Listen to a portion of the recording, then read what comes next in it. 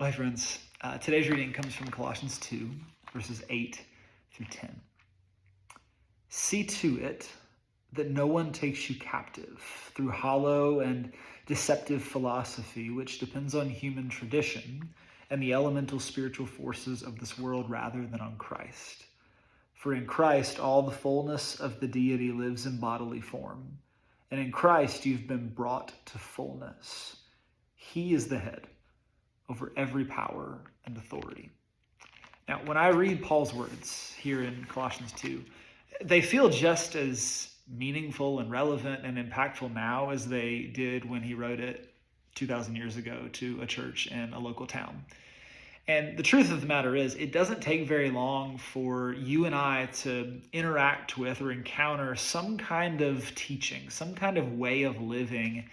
It sounds almost true, but it doesn't take us very long, like following it out, to realize that it's empty, it's hollow. It was actually deceptive and didn't lead us to the kind of life that we were hoping for.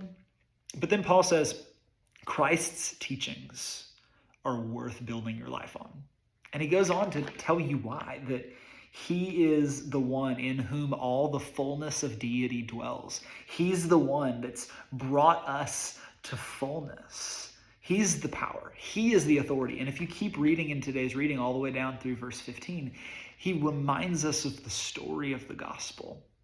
And because of the work of Jesus, because of the cross, because of the empty tomb, we can actually trust and build our lives on teaching that is sure and stable and full and life-giving instead of being empty or hollow or deceptive.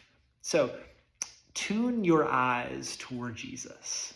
Tune your eyes toward his teachings, because in them you will actually find life. And don't be caught off guard. Don't be held captive by stuff that sounds really good. And I'm just going to tell you, there are a lot of teachings, there are a lot of ways of living that sound really good, but they don't measure up and they don't lead to the kind of life that Jesus offers.